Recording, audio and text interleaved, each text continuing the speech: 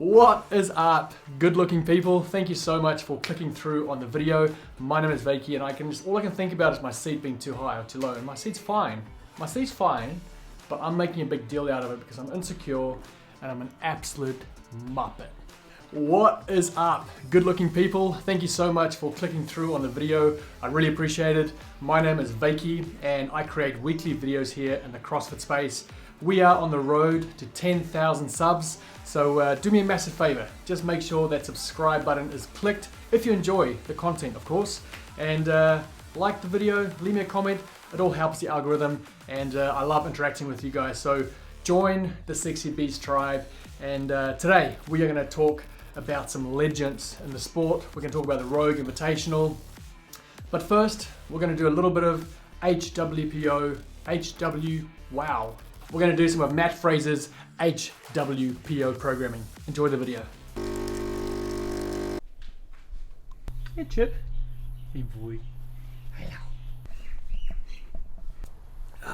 Coffee and CrossFit on a Saturday morning. How good? What is up, you sexy beasts? Welcome back to another video. I hope you are fantastic. Hey, before I get into today's video, I wanted to give a massive shout out to these guys beyond the barbell. This week in Australia, it is Mental Health Awareness Week, and it's unreal. 1 in 5 Australians struggle with mental health. So if you imagine a CrossFit class of 15 people, 3 people in that class are probably struggling with some level of mental health. And these guys are doing a great job this week, just bringing awareness and kind of taking away the stigma around mental health, because people do feel ashamed about it. They don't talk about it a whole lot. They kind of hide and keep it to themselves. And I just want to be part of the solution, and just want to say that if you are out there and you are struggling with some form of mental illness, just know that you're not alone. We're here for you, and make sure you talk to someone. And this past week, I've made a point of praying for everyone around the world that struggles with mental health. So if that is you, much love to you, and stay strong, work through it, make sure you talk to someone. We love you. And for the rest of us, including myself, let's remember to be patient with people, have grace for people, because you never know what people are going through. And it's so easy to get annoyed with someone or just be short with someone. And let's be people, you know, the tribe that roars love and is part of the solution in the world rather than the problem.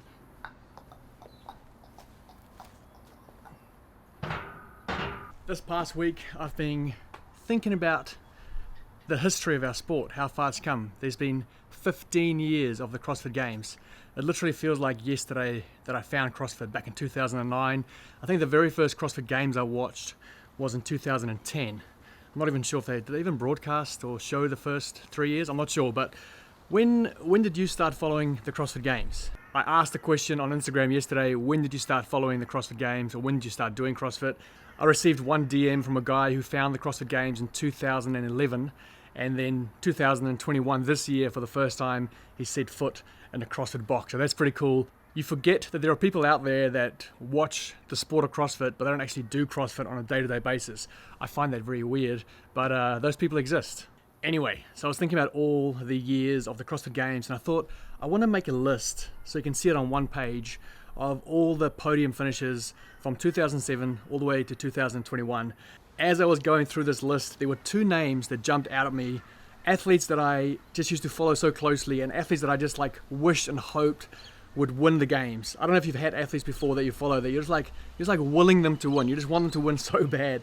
And those 2 athletes for me are Mikko Salo and Chris Spealler. Now, Mikko Salo, he won the games in 2009, the year before it moved to the big show in California. And in 2010, he came 5th.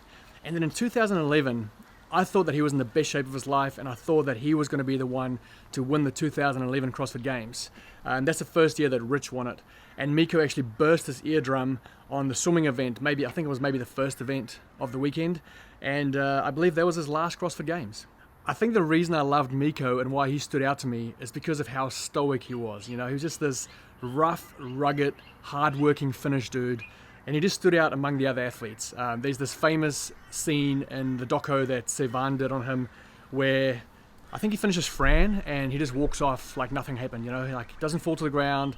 And Sevan asks him, like, why don't you fall to the ground? Do you not work hard enough, or are you not tired? And he's like, no, I believe that falling to the ground is a sign of weakness. He wanted to show his competitors that he finished the same workout they did at the same time or faster, and he was still okay. And I just love that. He was just such a badass. And then Chris Spieler, just the smallest athlete in the field, and always felt like he had everything stacked against him, but somehow managed to qualify for the games year after year. He actually podiumed in 2010 just behind Rich in second place, and that's the year that Graham Holmberg won the CrossFit Games. And yeah, just reading through that list just brought back so many memories of when I just found CrossFit. So down in the comments below, let me know, when did you find CrossFit, and do you have athletes, or did you have athletes that you were always just like hoping that they would make it to the podium?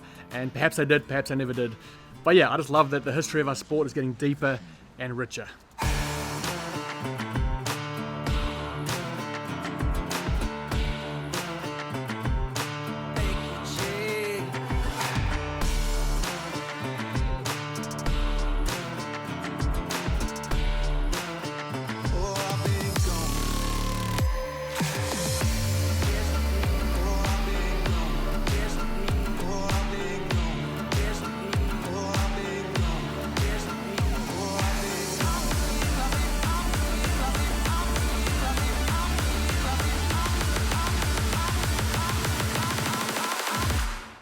We're going to do a snatch EMOM, but we're doing waves.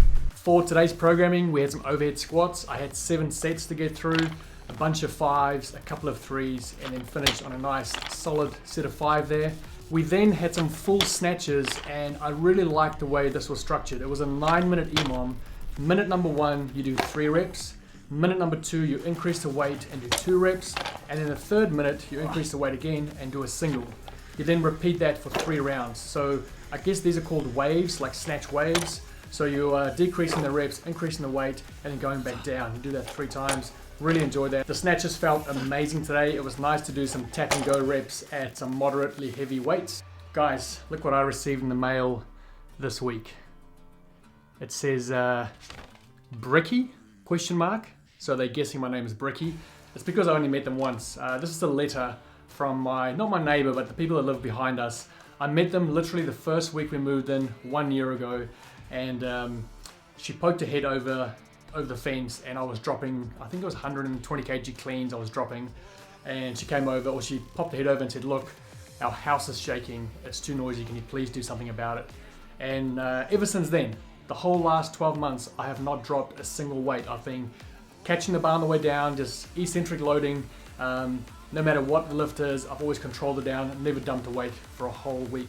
For a whole year. And then last week, I accidentally missed 125 kg clean. It dropped, and I got a letter in the mail. So I don't feel like that's very fair. I've been very mindful of her and her husband the last month, but I'll go see them and explain the situation. Very neat handwriting, and also very nice letter. Nothing angry. She's just letting me know that I'm disrupting them and it's making them feel uncomfortable.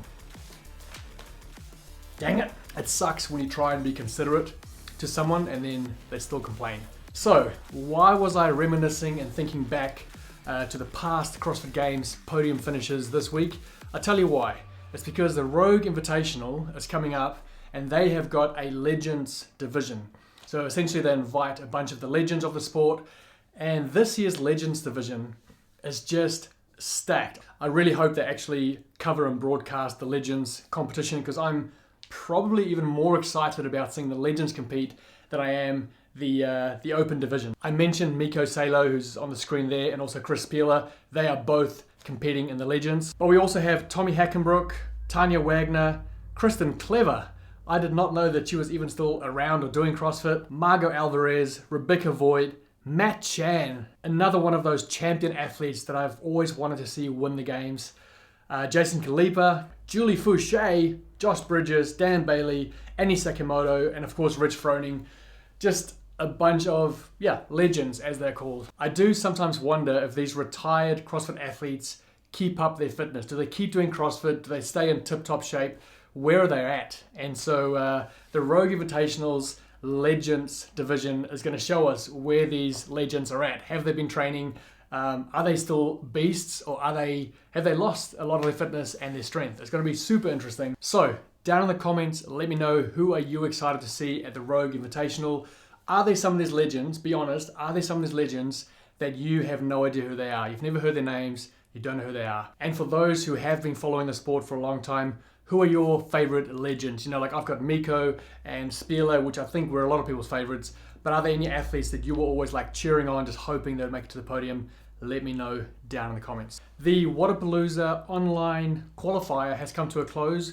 Now, when you look at the list of athletes, you notice that all the top athletes aren't on the list, and that is because Wodapalooza invites the top athletes based on their past performances, either at the games or perhaps Wodapalooza itself. And then for those who don't get invited, they have to go ahead and do the online qualifier. The winner on the male side for the online qualifier was Phil Toon. And then some other big names that you might recognize is Dallin Pepper in third place there, Reggie Fassa, also Ricky Garrard finished up 7th for the online qualifier. On the ladies side, the winner was from Spain, Oihana Moya Oliver. I'm going to leave it there because I think I nailed it. And then, yeah, you'll scroll down the list and see that there's not a whole lot of known names or known athletes, from what I can see anyway. I did see in 23rd place, Alison Scudds, who trains out of Underdog Athletics with Carrie Pearce and Daniel Brandon. She came in 23rd, so I don't believe that actually qualifies her for Wodapalooza. So that just tells me, you know, how good all the other athletes are, because Alison is an absolute beast. So anyway, they haven't released who the invited athletes are, so that's going to be interesting. It's not till January, so I believe maybe in the next month or two we'll find out who those athletes are. But it looks like we'll be seeing Ricky Garrard at Wodapalooza. He came 7th. What are your thoughts on that? He came 7th in the online qualifier. And lastly, guys, Live and Loud, who runs Wodapalooza, they also run the Madrid Championships, which is on this weekend. I can't seem to find a leaderboard just yet anywhere on their social media, but there are some pretty big names there. Roman Krinikov is competing there, Zach Georges, Elliot Simmons, there's a bunch of big names. So perhaps jump on their website or social media and keep an eye on the Madrid Championships. Yes. My tribe, thank you so much for being here. If you're still here, you are the ultimate sexy beast. You're in the top 1% of sexy beasts. Sorry, the content has been a bit slow this week. Lots of great work on, which I'm grateful for. I am off to Adelaide for some work this week, so I'm hoping to catch up with Mr. James Newbury as he comes out of quarantine on Tuesday. Hopefully I'll catch up with him on Wednesday, so stay tuned for some good old James Newbury content. Other than that, just stay sexy, keep roaring love, and I'll see you soon. Mwah.